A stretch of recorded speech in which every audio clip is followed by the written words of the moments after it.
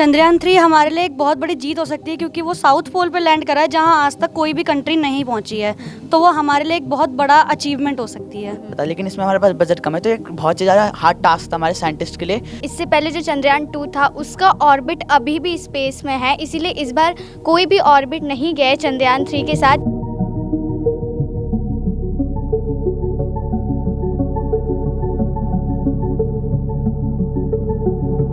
नमस्कार, श्रेष्ठ भारत देख रहे हैं आप। मैं आपके साथ मनीषा राघव। आज हम पहुंचे हैं कार्ल हुबर स्कूल में हमारे साथ कुछ बच्चे हैं और आज हम बच्चों से जानेंगे कि चंद्रयान को लेकर उन्हें कितनी जानकारी है और वो क्या क्या जानते हैं, क्योंकि आज भारत जो है वो चांद पर जीत हासिल करने वाला है। क्योंकि अब तक सिर्फ 3 ही देश हैं जो चांद पर पहुंच पाए हैं, जिसमें चाइना है, अमेरिका है और रूस है, और अब चौथा होगा भारत, जो दक्षिणी ध्रुव में अब लैंडिंग करने वाला है। आज शाम तक वो लैंडिंग कर लेगा। सबसे पहले बच्चों से जानते हैं कि उनको चांद को लेकर कितनी जानकारी है और साथ ही वो इस मिशन को कैसे देखते हैं। बच्चे छोटे हैं लेकिन फिर भी इनके हौसले बुलंद हैं, इनकी आवाज़ बुलंद है और ये क्या क्या जानते हैं। चलिए बात करते हैं कुछ बच्चों से और पूछ लेते हैं कि उनको कितनी नॉलेज है इसके बारे में। खामियां नज़र नहीं आ रही है क्योंकि इस बार जो उनका डिज़ाइन हुआ है, चारों तरफ सोलर पैनल भी लगे हुए हैं, उसका सरफेस एरिया बड़ा कर दिया, 500 मीटर से 2.5 किलोमीटर कर चुके हैं। और इस बार जो उन्होंने सेंसर हाईटेक कैमरा यूज़ करे हैं, इस बार सक्सेसफुल के चांसेस बहुत ज़्यादा है पिछली बार से। लैंडिंग में सेम प्रोसेस है, बट जो पिछली बार गलती हुई थी, इस बार से उन्होंने वैज्ञानिकों ने बहुत ज़्यादा सीख मिली है, तभी इन्होंने डिज़ाइन भी बहुत अच्छा करा है। चंद्रयान 3 हमारे लिए एक बहुत बड़ी जीत हो सकती है क्योंकि वो साउथ पोल पे लैंड करा है जहां आज तक कोई भी कंट्री नहीं पहुंची है। तो वो हमारे लिए एक बहुत बड़ा अचीवमेंट हो सकती है। अभी मुझे ये बताइए आप लोग कि चंद्रयान को लेकर आप लोगों को और कितनी इन्फॉर्मेशन है, आप क्या क्या जानते हैं। ये चंद्रयान जो है, इसमें मतलब हमारा जो देश था वो हमारे तीसरी बार चंद्रयान 3, जैसे इसका नाम बताता है। तो चंद्रयान 2 जो था उसमें हमारे पास बजट ज़्यादा था, लेकिन इसमें हमारे पास बजट कम है, तो एक बहुत ही ज़्यादा हार्ड टास्क था हमारे साइंटिस्ट के लिए कि वो चंद्रयान 3 को एक सक्सेसफुल मिशन बनाए। लेकिन उन्होंने ऐसे इतने कम बजट में करा है, तो हमारे साइंटिस्ट ने एक डिफरेंट तरीका अपनाया जिसमें वो अर्थ के जो वो होता है फील्ड, उसके अंदर चक्कर काटते हैं और एक पर्टिकुलर पॉइंट पे हल्का सा एक्सेलरेशन देते हैं, जिससे वो फील्ड बड़ा होता रहता है।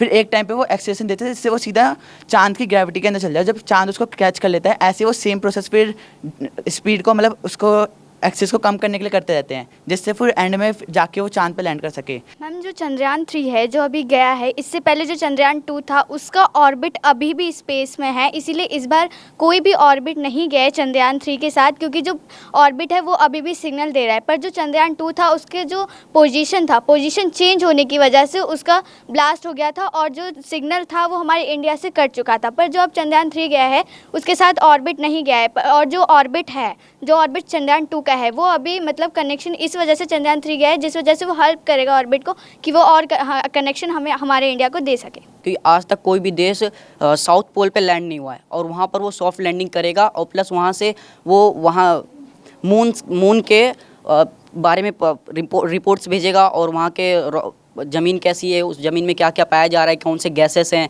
कौन से मिनरल्स है, क्या क्या है उसमें, सब हमारे पास भेजेगा। या तो हमें उससे कोई रिसर्च करने से हमारे देश के लिए कुछ अच्छा भी हो सकता है, जैसे कि अर्थ पे ग्लोबल वार्मिंग बहुत ज़्यादा ही हो रही है, इसकी वजह से ग्लेशियर्स जो है बहुत ज़्यादा पिघल के फ्लड बहुत ज़्यादा ही आ रहे हैं और हमारे लिए बहुत वो दुख की बात है, क्योंकि ग्लोबल वार्मिंग के कारण बहुत ज़्यादा ही नुकसान होते जा रहे हैं। तो क्या पता चांद पे ऐसा कुछ मिल जाए या रहने का मिल जाए, क्योंकि ग्रेविटी भी वहाँ बहुत ज़्यादा ही कम है, अर्थ से लगभग 6 गुना कम वहाँ पर ग्रेविटी है। और मून यहाँ से 3,84,000 किलोमीटर दूर है, जहाँ पे जाने में भी टाइम लगता है और उतने लिए फ्यूल भी चाहिए, जितना बजट भी बहुत ज़्यादा बढ़ जाता है। तो अभी जो इंडिया हमारा कर रहा है रिसर्च, उससे हमें बहुत सारे इन्फॉर्मेशन भी मिल सकते हैं। जो रोवर जाएगा और 3 घंटे बाद वो हमारे पास इन्फॉर्मेशन भेजने लगेगा और इस चीज़ों को लाइव टेलीकास्ट दिखाने के लिए पूरा इंडिया भी देखेगा और हमारे स्कूल में भी दिखाया जा रहा है। आइए मैं आपको दिखाता हूँ, टेलीस्कोप के जरिए हमारे स्कूल में दिखाया जा रहा है।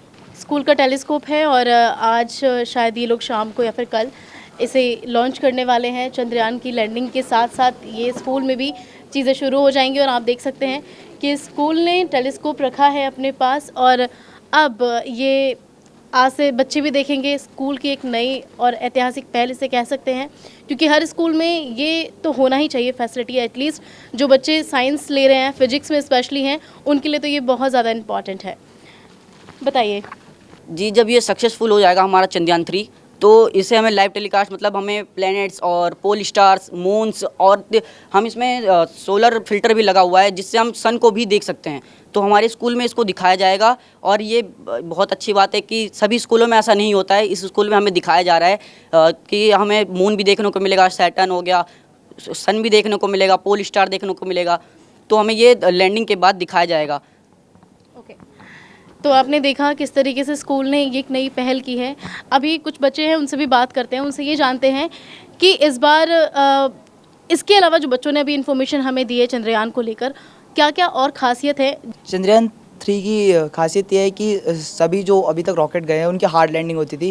ये पहली बार ऐसा हुआ है इंडिया की साइड से तीसरे चंद्रयान में जो सॉफ्ट लैंड करेगा और इस 90 डिग्री के एंगल पे लैंड करेगा। और इसमें कई सारी टेक्नोलॉजी ऐसी लगाई है हमारे साइंटिस्ट ने कि इससे कनेक्शन टूटे तो भी हमें से मिलता रहे। और जैसे चंद्रयान 2 का ऑर्बिट है अभी, तो उससे भी हमें इन्फॉर्मेशन मिलती रहेगी चंद्रयान 3 के बारे में। और क्या क्या उम्मीदें हैं, क्योंकि अगर ये बाय मिस्टेक कोई भी एक छोटी सी भी, कहते हैं ना कि हल्की सी नज़र हटी, दुर्घटना घटी, अगर ऐसा कुछ हुआ तो फिर कैसा लगने वाला है आप लोगों को। हमें उसके लिए भी फिर भी हमें अपने साइंटिस्ट पे गर्व होगा क्योंकि उन्होंने बहुत मेहनत करी है, बहुत परिश्रम करा है। जितनी उन्होंने मेहनत करी है और जितने कम बजट में उन्होंने इतना कर लिया है वो बहुत बड़ी बात है और हमें तब भी अपने साइंटिस्टों पे गर्व होगा। चंद्रयान 3 में ये भी है कि उसमें 4 इंजन्स लगे हैं। अगर 2 इंजन्स फेल भी हो गए तब भी वो 4 इंजन से 2 इंजन्स फेल भी हो जाते हैं, उसकी वजह से वो 2 इंजन्स में भी वो सॉफ्ट लैंडिंग कर सकता है। प्लस पॉइंट उसका ये भी है कि जैसे चंद्रयान 2 फेल हो गया था क्योंकि वो टिल्ट हो गया था, पोजीशन पे नहीं आ पाया था, लेकिन ऐसा इस बार नहीं है क्योंकि वो बहुत सॉफ्ट लैंडिंग करने वाला है। और अगर वो सॉफ्ट लैंडिंग भी करता है तो हमारे ये है कि सक्सेसफुल होगा। अगर ये नहीं भी होता है अगर नहीं भी होता है तो कोई बात नहीं होगा क्योंकि साइंटिस्ट ने अपने पूरा हार्ड वर्क से, पूरा हर चीज़ से किया है। और लेकिन मैं चाहती यही हूँ कि वो सब सक्सेसफुल हो जाए, लैंड हो जाए। और मैं ये जानती हूँ कि इंडिया पहला देश होगा जो साउथ पोल पे लैंडिंग कराएगा। और रशिया ने भी ट्राई किया था लूना 25 को लैंड कराने का, बट उसके स्पीड बहुत थी, इसकी वजह से वो क्रैश हो गया था। और यूएसए जो था वो पहला देश था जिसने नॉर्थ पोल के ऊपर लैंडिंग कराई थी। जैसा कि हम जानते हैं कि इससे पहले भी चंद्रमा पर भारत ने और दो मिशन किए थे, जिसमें चंद्रयान 1 था जो हमारा बस ओनली ऑर्बिटल मिशन था, जिसमें भारत ने फाइंड किया था कि वहाँ पे वाटर मॉलिक्यूल प्रेजेंट है। और Chandrayaan 2 orbiter plus lander plus rover mission था जिसमें वो सॉफ्ट लैंडिंग करवाने का उनकी चांस थे, लेकिन वो एंड टाइम पे कुछ इशू आने के कारण वो हो नहीं पाया था। लेकिन ये इंडिया का थर्ड ट्राई है जो चंद्रयान 1 और चंद्रयान 2 के बाद ये थर्ड मिशन है जो fully made in India mission है, जिससे चंद्रयान 3 रॉकेट जो है वो इसरो द्वारा Sriharikota Andhra Pradesh Satish Dhawan space research centre से भेजा गया है। अभी जब ये लैंडिंग करेगा तो उसके कितने लास्ट के सेकंड्स होंगे जो बहुत इंपॉर्टेंट होने वाले हैं। 20 to 18 मिनट्स बहुत ही इंपॉर्टेंट होने वाले हैं क्योंकि इस टाइम पे 4000 किलोमीटर पर आवर्स की स्पीड को सीधे 10 पे लाना बहुत ही मुश्किल काम है और 90 के डिग्री एंगल पे हम लोगों को जो रोवर है उसको घुमाना पड़ेगा। लेके जो चंद्रयान को लेके गए हैं वहाँ पे उसकी साउथ पोल पर जहाँ पर हमने पहले वाटर मॉलिक्यूल्स फाइंड किए थे वो वहाँ पर ही लैंड करेगा। और वो अगर लैंड होपफुली अगर वो सक्सेसफुल हो गया तो इंडिया फर्स्ट कंट्री होगा, भारत हमारा पहला ऐसा देश होगा जो साउथ पोल पर लैंड करेगा चांद के। तो वो काफ़ी हमारे लिए काफ़ी गर्व की बात है। और ये इस चीज़ को ये और लास्ट के जब वो लैंड करेगा वो लाइव टेलीकास्ट पूरा भारत देखेगा और वो वही लाइव टेलीकास्ट हमारा स्कूल भी करेगा और वो हमारे स्कूल के लिए भी काफ़ी गर्व की बात है। सबसे पहले तो मैं चंद्रयान 3 के साइंटिस्ट को कांग्रेचुलेशंस करना चाहूँगी, इसरो को कांग्रेचुलेशंस करना चाहूँगी कि उन्होंने इतना अच्छा चंद्रयान 3 लॉन्च करा और इतने कम बजट में। $75 million is a very low budget in all our history कि उन्होंने $75 मिलियन में ही अपना जो चंद्रयान 3 है वो लॉन्च करा है। और आज अकॉर्डिंग टू साइंटिस्ट कि ये 6:04 पे लॉन्च हो जाएगा।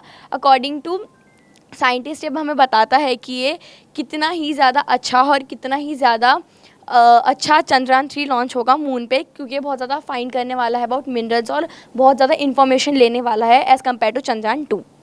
तो जिस तरीके से बच्चों ने बताया है कि चंद्रयान 3 जो है उसकी सॉफ्ट लैंडिंग बहुत इंपॉर्टेंट होने वाली है और ये जो पल होंगे ये बहुत ऐतिहासिक होने वाले हैं। इन पलों के लिए यहाँ ये सारे बच्चे बेसब्री से इंतज़ार कर रहे हैं, क्योंकि सभी स्कूलों में योगी आदित्यनाथ जी मुख्यमंत्री हैं उत्तर प्रदेश के, उन्होंने भी ये ऐलान किया है कि 5 से 6 बजे के बीच में, यानी कि 6:22 तक, 5:22 से 6:22 तक सभी स्कूलों को 1 घंटे के लिए खोला जाएगा, ताकि इस ऐतिहासिक पल को बच्चे अपनी आंखों में कैद कर लें। ये इसलिए इम्पॉर्टेंट है कि आने वाले भविष्य को पता रहेगा कि आज ही के दिन ये सक्सेस हम लोगों ने हासिल की थी और ये हमारी ऐतिहासिक धरोहर के रूप में भी आगे ये जाना जाएगा। श्रेष्ठ भारत पर खबरों से जुड़े रहने के लिए चैनल को सब्सक्राइब करें, बेल आइकन दबाएं और देखते रहें श्रेष्ठ भारत।